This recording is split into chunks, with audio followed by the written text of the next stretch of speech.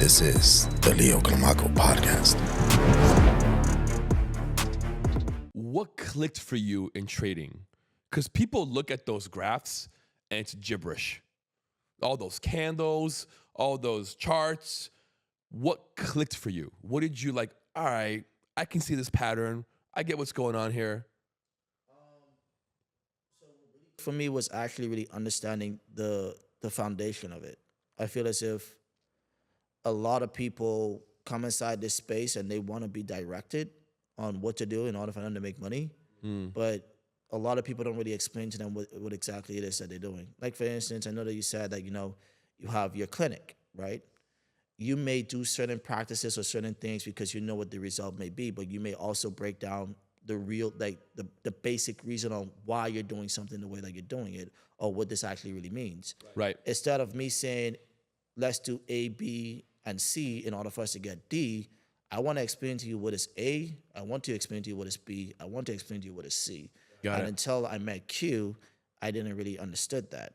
When I was in IM Academy, yes, I understood these candlesticks, I understood some strategies, but it wasn't really breaking down to me what these candlesticks means, what these areas of support and resistance means, what these price action means. And then when I went to Q, that's when he was able to really help me interpret the data instead of actually mimicking what I see somebody else do, and then hoping I get the same result. And that's where I believe the disconnect is, where anything that you try to do inside life, you have to understand the real purpose of it. Right. So that's The root.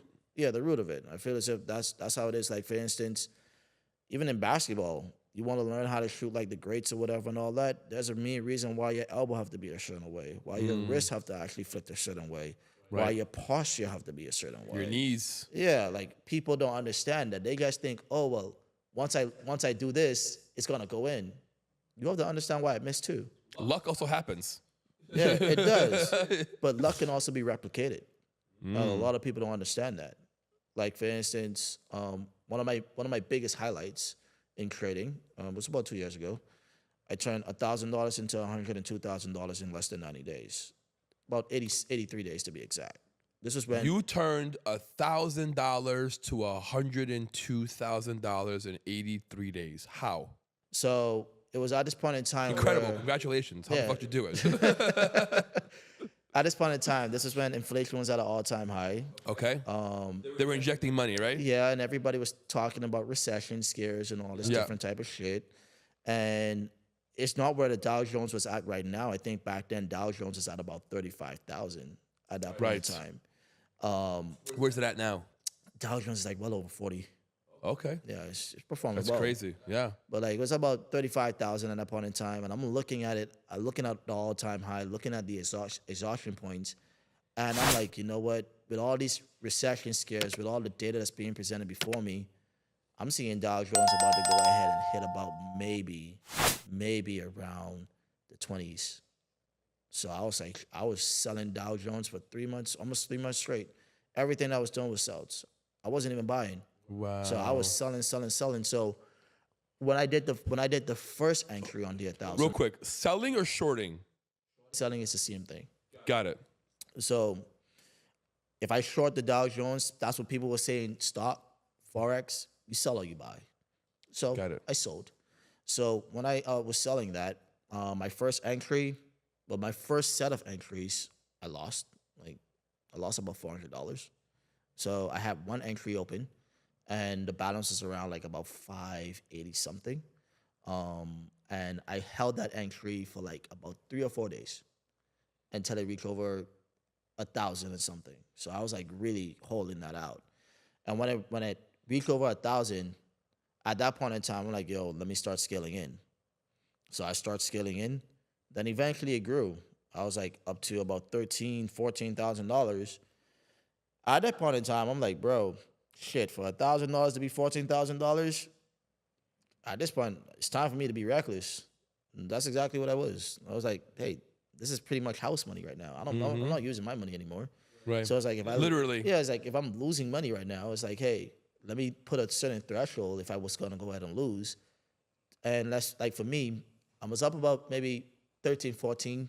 I told myself, okay, if I reach back down to 5,000, I'm gonna stop. at least I got to profit 4 bands. And the experience. Yeah, you know? But luckily, it didn't do that. And it kept on going, and we kept on growing it up. And then after that, it was just like, yo, I cracked the code on US 30 and the different swing points about it and how I. It's incredible. What made you take profit at 102,000 or 103,000, whatever it was? Why didn't you keep that going? So I was actually taking profit periodically throughout the time on the trades. Got it. So it wasn't like I had all these trades open until 102. Understood. So I was actually building up the equity. Some of it I actually did withdraw throughout it, because I also paid to get a vehicle, paid to move in my old apartment. So I used that money to get that. And literally, when I looked at my history is when I was like, oh shit. Because it wasn't like an intentional, like, oh yeah, I'm gonna turn this 1,000 and make this into 6 figs or whatever and all that. Right. I just checked my history. I was like, you know what? Let me check my history from when I did my first trade up until now and see how much money I made. That's crazy. And when I saw that 102, I was like, oh shit. I didn't even know I did that shit. I know I did some numbers, but I was like, Right. 102. All right, cool, bet. Did you pay Q to teach you, or was that all free game he gave you? Nah, I had to pay that price. Good. I'm glad to hear that. Mentorship, guidance. I'm real glad to hear that. Like, if you're gonna go ahead and get mentorship from anybody, like anybody, yeah, a lot of people like free stuff, and it's cool to have free stuff. I guess you understand.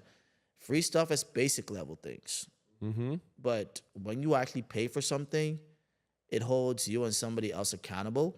Yes. But also at the same time, it get also access. shows that you have value for something that person possesses. Correct. So, like, for me, I could go ahead and provide any form of information to anybody, but at the same time, why would I go out there, like, you know, be on the side of the road talking about trading X, Y, and Z, etc.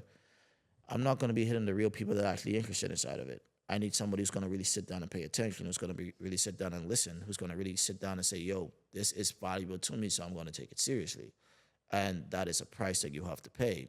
A lot of people will tell you that, oh, yeah, they're serious about it. Oh, yeah, they're coming to learn. Oh, yeah, they want to do this. Yeah. And you may decide to say, okay, well, hey, you don't even got to pay me. Just for me to go ahead and do it, I'll teach you.